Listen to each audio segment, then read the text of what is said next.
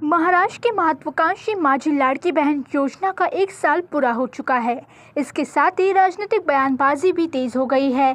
इस योजना को लेकर कयास लगाए जा रहे हैं कि सरकार इसे बंद कर सकती है, लेकिन डिप्टी सीएम एकनाथ शिंदे ने साफ कहा है कि योजना कभी बंद नहीं होगी। पुणे में आयोजित कार्यक्रम में शिंदे ने विपक्ष पर अफवाह फैलाने का आरोप लगाया। कहा, शुरुआत में इसे चुनावी स्टंट बताया गया, लेकिन ये महिलाओं के लिए आर्थिक सशक्तिकरण का वास्तविक प्रयास है। शिवसेना यूपीटी नेता संजय राउत ने सरकार पर हमला बोलते हुए कहा, वादे के मुताबिक 1500 रुपये नहीं, सिर्फ 500 रुपये दिए जा रहे हैं। राउत ने कटाक्ष करते हुए कहा, चुनाव में 2100 रुपये देने का वादा किया गया था, लेकिन डिप्टी सीएम अजित पवार ने इसे इनकार कर दिया। उन्होंने आरोप लगाया, शिंदे हमेशा मेरा पैसा कहते रहते हैं, जबकि ये पैसा लाड़की बहन योजना का है। शिंदे ने जवाब में कहा, विपक्ष ने पहले ही झूठे वादे किए थे और अब फिर दोहराए जा रहे हैं। उन्होंने भरोसा दिलाया कि भविष्य में ये योजना महिलाओं को आर्थिक मजबूती देती रहेगी। योजना के तहत 21 से 65 वर्ष की महिलाओं को हर महीने 1500 रुपये की सहायता दी जाती है। तो आइए सुनते हैं क्या कुछ कह रहे हैं महाराष्ट्र के सियासतदान। मोदीजींच्याच मार्गावर चालत आपल्याला माहिती आहे, महाराष्ट्रामध्ये देखील आपण अनेक योजना मागच्या काळामध्ये केल्या आणि मग त्याच्यामधली एक महत्त्वाची योजना आपली लाडकी बहीण योजना, की ज्या योजनेच्या अंतर्गत आमच्या बहिणींना 1500 रुपये महिन्याला देणं आपण सुरू केलं। अनेक लोकांना वाटायचं निवडणुकीपुरतं हे भाऊ पैसे देणार आहेत आणि निवडणूक झाली की सावत्र भावासारखे पैसे बंद करणार आहेत। पण हे सगळं जे विरोधकांनी या ठिकाणी एक वावटळ तयार केलं होतं ते बाजूला झालं आणि आपण निवडणुकीनंतरही ही योजना सुरू ठेवली।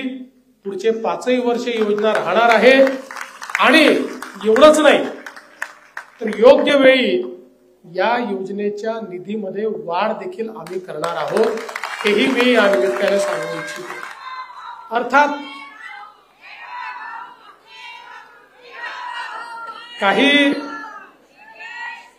काही लोकांनी थोडा याचा दुरुपयोगही केला।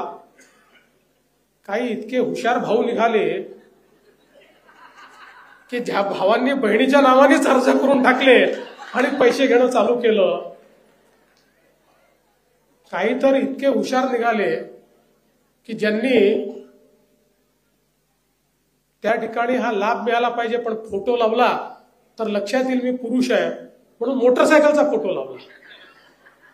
असे सगळे आपण हुडकून काढले आहेत, त्यांचा आपण पैसे थांबवले आहेत आणि त्यातही अशा याच्यात एखाद्या जेन्युइन बहिणीची चूक झाली असेल तर तिचे पैसे थांबवू नये म्हणून कलेक्टरांना अधिकार दिले आहेत की यातलं प्रत्येकाची पडताळणी करा।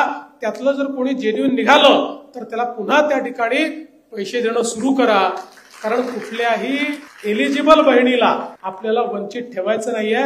फक्त बहिणींच्या नावावर जे घुसखोरी करतायत त्या घुसखोरांना मात्र आपल्याला त्या योजनेतनं बाहेर काढायचं आहे। आपल्या आदिवासी समाज लाडक्या बहिणींना पण सांगून ठेवतो, लाडकी बहीण योजना सुरू केली त्या विरोधक म्हणाले चुनावी जुमला हे खोटं आश्वासन आहे, परंतु एकनाथ शिंदे, देवेंद्रजी, अजितदादा यांनी लाडकी बहीण योजना आम्ही सुरू केली। तुम्हाला मी सांगतो, कोणी किती काही म्हटलं, किती अफवा पसरवल्या विरोधकांनी, तरी लाडकी बहीण योजना कधी बंद होणार नाही।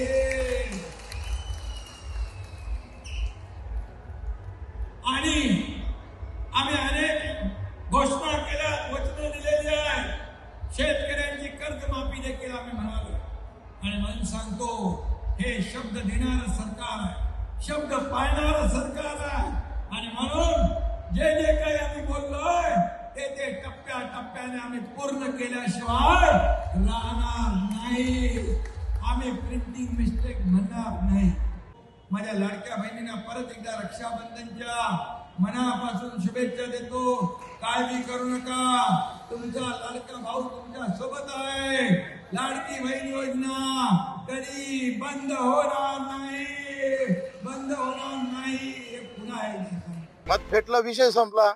मत कसं घेतलं त्यांचं 26 लाख? किती आमदार आले 26 लाखात निवडून?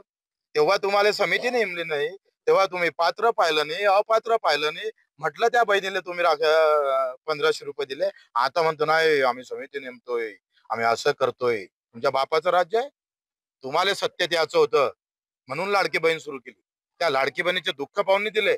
भावाले रोज रोज लुटता, म्हणजे 1500 रुपये द्यायचे आणि तिचं घर नावानं करून घ्यायचं, असं सरकार आहे. शिंदे ने कहा लाखों महिलाओं को इस योजना से फायदा मिल रहा है। उन्होंने विपक्ष से अपील की है महिलाओं के हित में चल रही योजना पर राजनीति न करें। साथ ही उन्होंने जनता को आश्वासन दिया कि कोई भी महिला इससे वंचित नहीं होगी। Bureau report, DC news India, Mumbai.